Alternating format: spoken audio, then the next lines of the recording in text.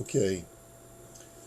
So starting with Sif Yud Beis, I'm trying to go through this, fairly quickly because it's a lot of text, and I want to be able to encapsulate it as quickly as we can. But Sif Yud Beis and Sif Yud Gimel are going to be dealing with a situation where you find, we started Sif Yud Beis yesterday, where you find an object and it seems like it was deliberately put down there for safekeeping, in which case trying to fulfill the mitzvah of Hashavas Aveda would be the worst option that you have available to you.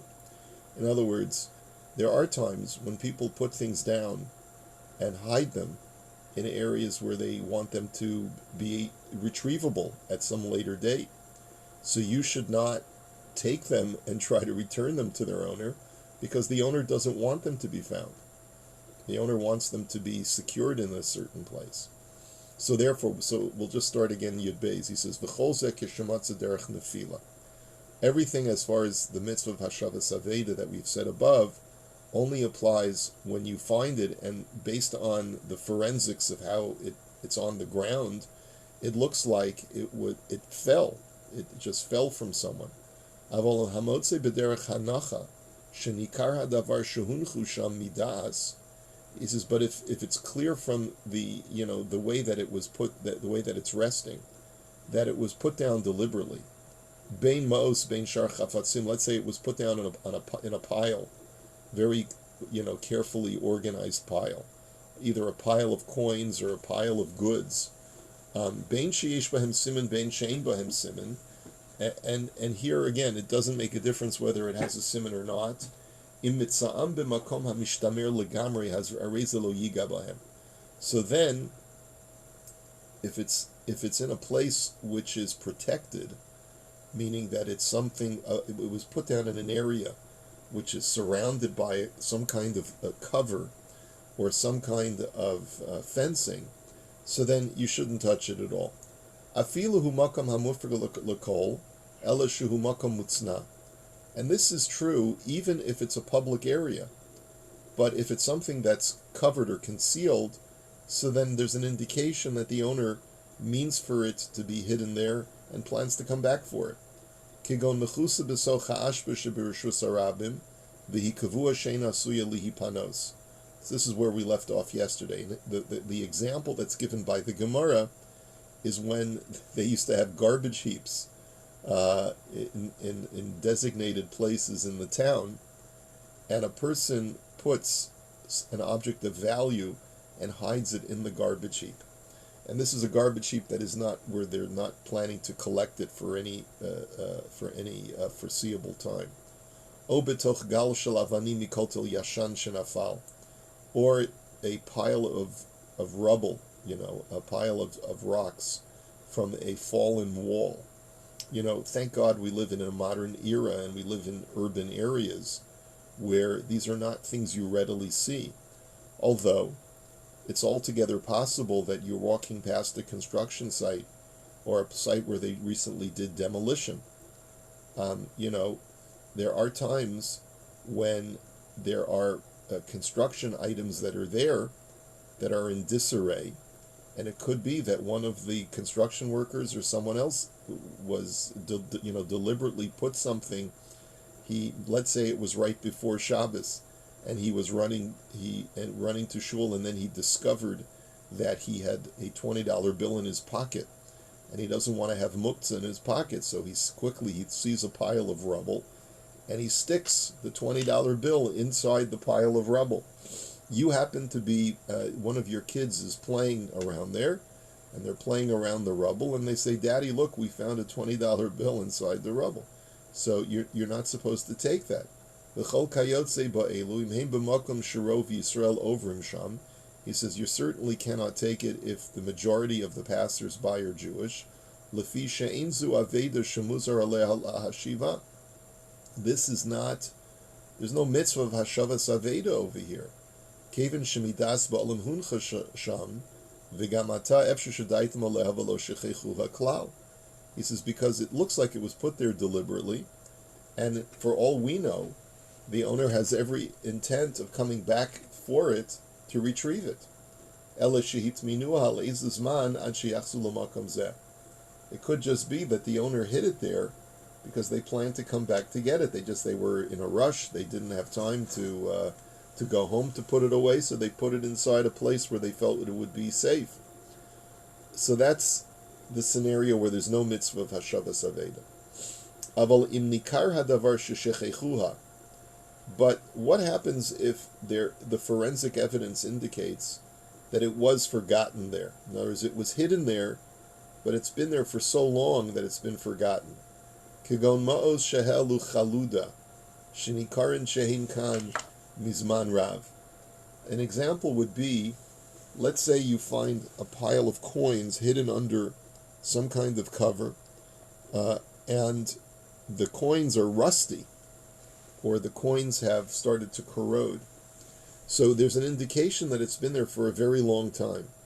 And therefore it's reasonable to assume that it will be v'vadai shachachu habe'alim ana hitzniu v'noashu mehen. The owner may not even be alive anymore, or the owner forgot where he had concealed them, and by now has given up hope. They've had yeyush. Ki ein da'atam samechas klal she'imtza'em echad v'yachriz keven shni hitzniim b'makom tzanua u'mishtamer. He says, it's not like a person can say, oh, maybe someone will find it. The owner is not going to say to him, hold that hope and hope that maybe someone will find it, because he's going to say to himself, I don't even remember where I put them, but I remember that I hid them very well. So in all likelihood, no one else is going to find them, so I'm never going to see that again. So in this kind of situation, the owner is going to have yeyush. You find it. The forensics indicate that it's been there for an extended period of time. It could be, it doesn't necessarily just have to be corroding metal. It could be, there could be other circumstances where, let's say, it has mold on it or whatever it is, but you realize that it's been there for a heck of a long time. There's, in all likelihood, no one's ever coming back for this. So then, leficha charehin shel motzan, afilu im yesh bahem siman b'kis, and therefore you're allowed to keep it, even if, let's say we're talking about coins, even if you find them in a bag and there's a siman on the bag. Now, we're talking about where there's a siman where you don't see the identification, the ID. But obviously, let's say you find an old wallet and it has an ID, so then, it could be, yes, it's true, maybe there was yeyush. But if you have a way of getting it back to the original owner, that would be considered a mitzvah. I'm not sure whether there's an absolute obligation, but certainly it stands to reason that if there's an ID, that you should make an effort to get it back to its owner. But here what we're saying is that even if there's a siman, you're allowed to keep it. The siman being, let's say, the type of bag or the type of container. Bamedvar mamurim keshe temunim b'makom parutz v'galoi.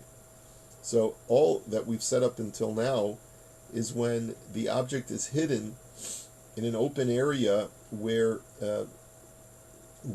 is open to everyone to access, but the object is hidden. Aval mitzan nesunim b'chatzre chavero begalo bekarka. And that's where we say that you're allowed to keep it if it's clear that it's been there for a long time. But let's say you happen to be on private property, in the field of your friend or the courtyard of your friend, and you happen to be going through a pile of rocks, and you find under the pile of rocks, you find an object of value, or you're gardening for your friend, and you dig into the ground and you find something hidden. So in that situation, you can't say, oh, well, finders keepers, because it's been there for so long, the owner has forgotten about it. No. Tolan oso b'bal habayis v'lo yiga b'hem. Afal pi shehelu chaluda.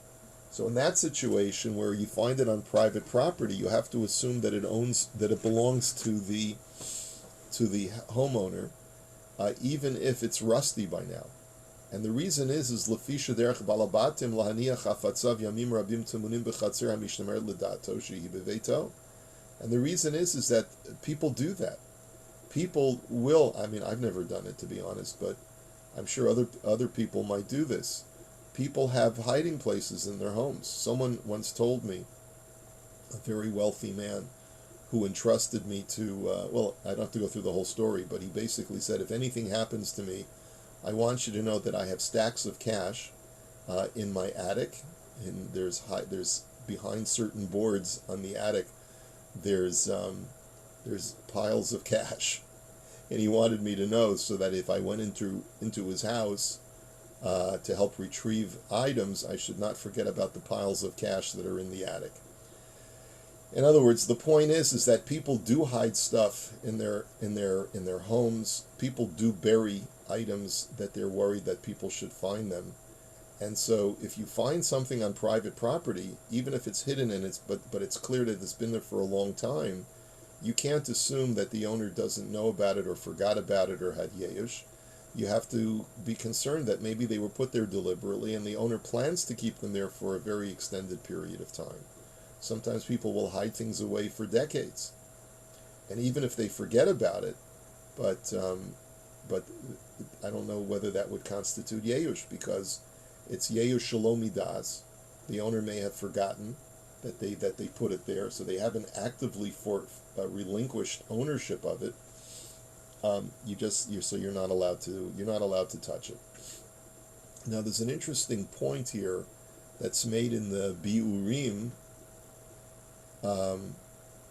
which says that, let's say you're doing renovation, so you break open a wall, okay? Now, this is an interesting shaila in halacha. Let's say you buy a new home, and it was previously owned, okay? So you purchase a home, it was owned by someone before you, and you're doing renovation, you break open a wall, or you go up into the attic and you find something of value that's hidden. So the question is, do you have to return it to the previous owner? Well, it depends. Was there an owner before this owner that sold it to you? There could have been multiple owners. It depends how old the house is. And it doesn't, and so the poskim speak out that just because the previous owner was Jewish doesn't mean that this object belonged to the previous owner. Based on the way you find it, it could have been there for decades, and therefore could have belonged to the owner before this. And so therefore, based on that, you're allowed to keep it if you cannot definitively state that this was owned by a Jew. And this is based on the following Gemara.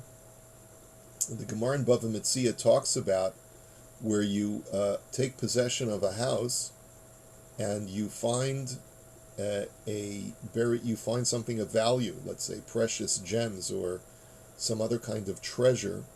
You find it in an old wall. You break open a wall and you find valuable goods.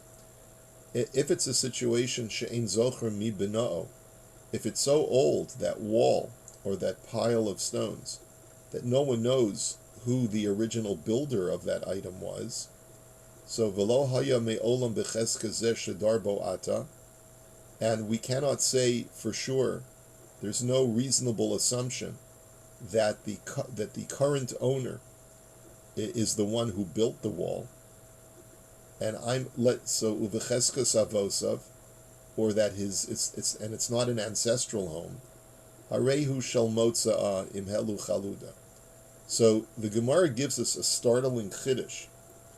If I'm hired to do renovation on a person's house, and I break open a wall that is so old that it clearly predates the present owner, the owner himself is not entitled to that buried treasure. It's the finder's right to keep the buried treasure. Because the only time that a person's property acquires goods for him is only when it's something that is reasonable to be found on that person's property. But if it's something that was meant to be hidden, and in all likelihood the owner never would have found it, so then his property does not automatically acquire it for him unbeknownst to him. And therefore, Sha'anu Tolim Shemei Akum HaKadmonim, we therefore assume that this buried treasure was put there by the previous Gentiles who had been occupying this land. Maybe it belonged to the Eskimos or the First Nations. Who knows who put it there? Um, and the reason that the Sma says is Mishum delo amrina and chatzera shel adam konelo shalomidaito lehefker gamor, because a person's courtyard only does not acquire something unless it is totally hefker, where it was deliberately relinquished. But if it was lost, then a person's property does not acquire it for him automatically. And there's different ways of interpreting that, but at least the way that we've seen it before in the Imrei Yaakov is that your property does not acquire an object if it's something that there's not an assumption that it's going to be found on your property. If it was something that was hidden in someone's property, like buried treasure, and there was never an expectation that was going to be dug up, so then your property does not automatically acquire it just because you take possession of the property. So this, I'm not sure what the secular law would say about that. If a person purchases a house and there's buried treasure under the house, and let's say the seller and the buyer were not aware of it. According to Jewish law, the buyer gets to keep it. And the seller can't say, hey, I didn't know about that buried treasure. You have to give it to me because it was mine first. The buyer can say, no, you didn't know about it either. And therefore, when it was your property didn't automatically acquire it for you. Okay? Your property acquires things for you if it's reasonable that that it'll be visible to you and findable to you. But if it's something that's meant to be hidden and it's unbeknownst to you, then your property does not automatically acquire it in halacha. Okay. Any questions, comments before we go on to the next to the next halacha? You answered all the questions I was going to ask, Rabbi. Thank you. Okay. Okay. All right. So let's go to Yud Gimel. Vafilu hamotze davar she'ino tamunu munach be'inyan sheish lihistapek im basham b'derech hanacha o b'derech nefila. Let's say you find something in a public area, but it's put in a place where it's unclear whether it was put there deliberately or not. You're not sure whether it was put down deliberately or not, but it's in a place where it's off to the side, and it's something that's somewhat concealed, and you're not sure it could have fallen there, or it could have been placed there deliberately. So let's say there's a wall on a public area, and there's a crevice in the wall, and then you find an object in there. Did the object roll into the crevice on its own because someone dropped it, or was it deliberately put in the crevice? So in that situation, hareze lo yigabo imhu makom hamishtamer afilu hu makom hefker. He says you shouldn't touch it, even if it's a hefker area, but rakshu hu makom sanua she'ein derech b'nei adam leilech sham klal. But if it's a place where people normally don't go exploring, that people don't normally pass by that area, so then it's possible that a person hid it there with the intention of retrieving it later.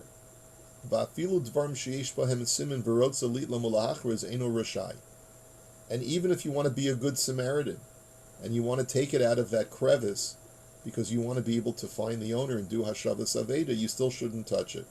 Why? Kishema hitzniu be'aleihem. Because maybe it was deliberately put there for safekeeping. And then, by pulling it out of that area and trying to return it, you're causing a burden on the owner, because he's going to go back to where he hid it, and it's going to be gone, and he's going to have to now look through, all of the public announcements to see if anyone found his object. V'gam shema lo yedu b'hachrazasa. And maybe they'll never even discover that you're trying to return it to them. Maybe they missed the sign. V'im avar v'nota laholicham lebeso v'adayin laholichem yachzirim l'makomah. And let's say you actually are unaware of the halacha.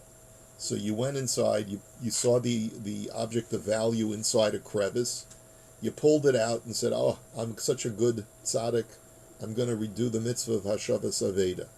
And all of a sudden you meet up with your friend who's just learning in the Beis Medrash the laws of Hashavas Aveda, and he says to you, what do you got there in your hand? Oh, this widget, I just found it in a crevice, in a hidden crevice in a wall, about a half a mile back. And he says, why did you take it? What do you mean, why did I take it? I wanted to do the halachically correct thing and do the mitzvah of Hashavas Aveda. And he says to you, wait a minute, my friend, if it was put there deliberately, you shouldn't touch it.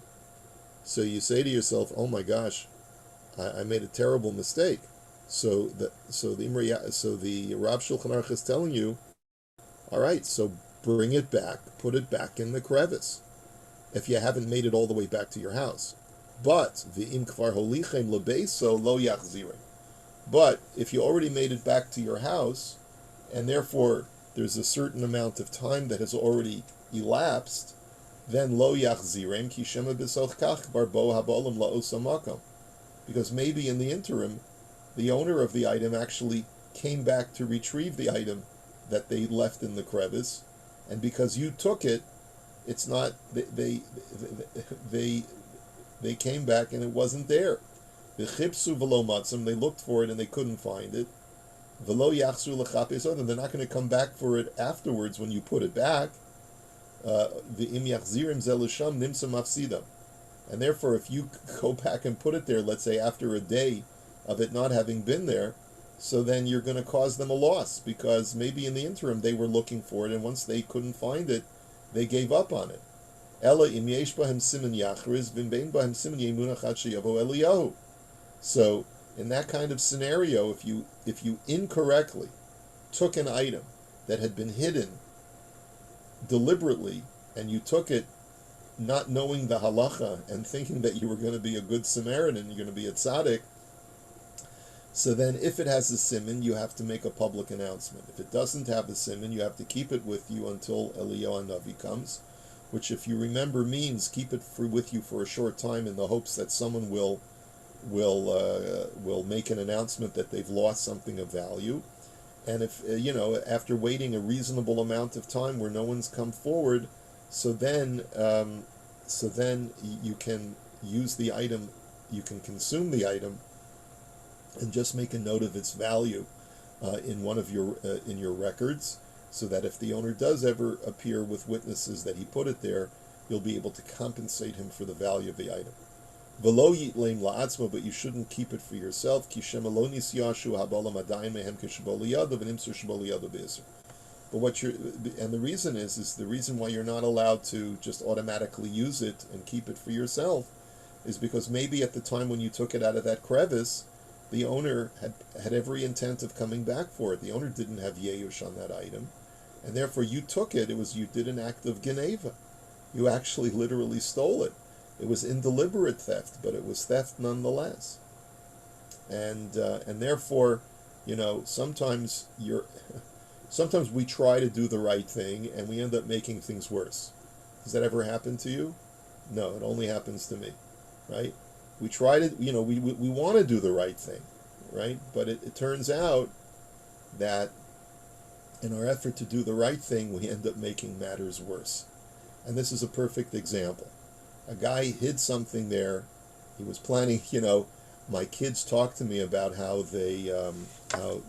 kids today when they get engaged, they set up these elaborate schemes about how they're going to get engaged, and then they post it on social media that my fiance proposed to me while we were hanging by a tether on the top of the CN Tower or something like that, or he proposed to me, while we were parachuting or zip lining or something like that. So let's say the chassan plans to propose to his kala, and they're in a park, which is very often a popular place to propose.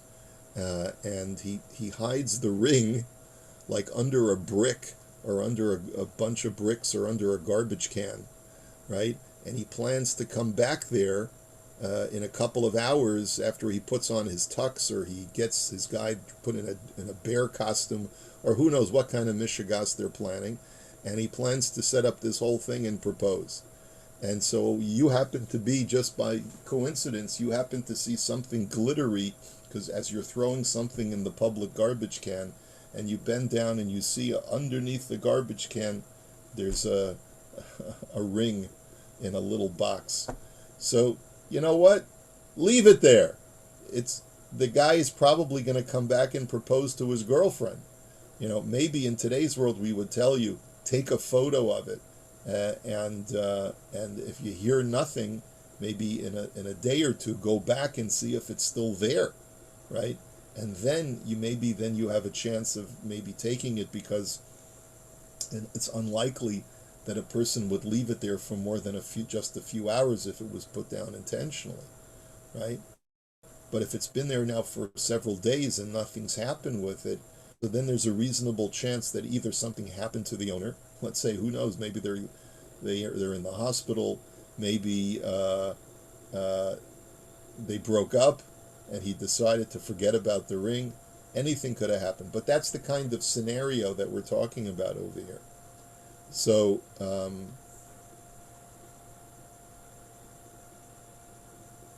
he says, and then in Yodalit he says, "Bamedvar mamurim kishmatzon b'makam hamishtamer legamre." So all the aforementioned is when you find it in a place where it's clearly meant to be hidden and concealed from sight.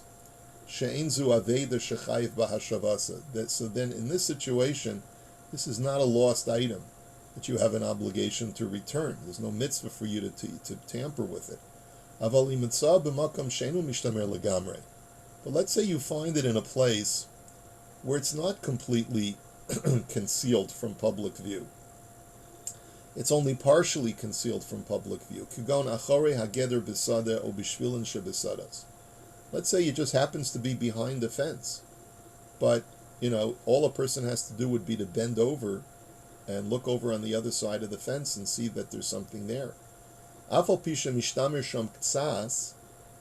Even though it's partially hidden from view, but it's not completely obscured. So then there's a better chance that it is an Aveda, that it's a lost item. And therefore, im yesh bo simen notil umachos kedei lahashiv Aveda liba aleha. So then you should pick it up, because the forensics indicate that it was probably dropped, or at least accidentally left there, because no one, if they wanted to keep it there for safekeeping, they wouldn't just put it behind the fence and not cover it up. They would have done more with that for an object of value that they planned to retrieve. Afilu hu vada hinuach, even if it's clear that it was put down deliberately. V'im ein bo simin lo yitol afilu safek hinuach, but that's only if it has a simin, because at least if it has a simin, you have a chance of returning it to its owner. But if it doesn't have a simin at all, and it was put down there and it's not clear, it seems like it was placed down deliberately, but you can't understand why someone would put an object of value like that in a place where it's not fully protected. He says there you shouldn't touch it. Shekevin shu makam hamishtamer ktsas, efshar shehitzniuhu ba'alav lefi sha'a, u'miyad yashuvu lekachto v'lo yimtza'uhu. Because it is possible that the owner put it down there just very, very temporarily, and that's why they didn't go to the effort of completely concealing it, only partially concealing it, but they just left for a few minutes and they're planning to come back. So then you should leave it there. A lot of these things are very intuitive, In other words, you have to sort of think about the psychology of the scenario. If a person put this down behind the fence, why would they do that? Would they do that because they just don't care? Well, then why put it behind the fence? So it's almost like you have to be Sherlock Holmes over here. That's like the halachic, the analysis of Sherlock Holmes. What is the thinking of the person who put that down? So in this, there's a little bit of ambiguity. On the one hand, they should have hidden it better, But on the other hand, maybe they put it down there very temporarily and they were in a rush and they didn't have a chance to hide it properly. They just threw it behind the fence. So if it has a siman, you should try to make sure that if it's a lost item, you get it back to the owner. So then you should pick it up. But if it doesn't have a siman, better that you should leave it there because at least there's a chance that the owner will still come back.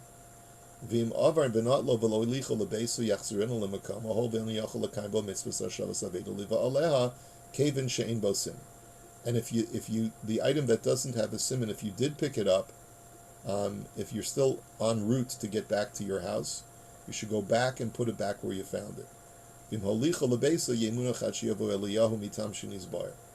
But if you already brought it all the way home and it's some time already, so then you have to leave it until Eliyahu Hanavi comes, or at least mark it down like Rav Moshe said, and make a note of its value. So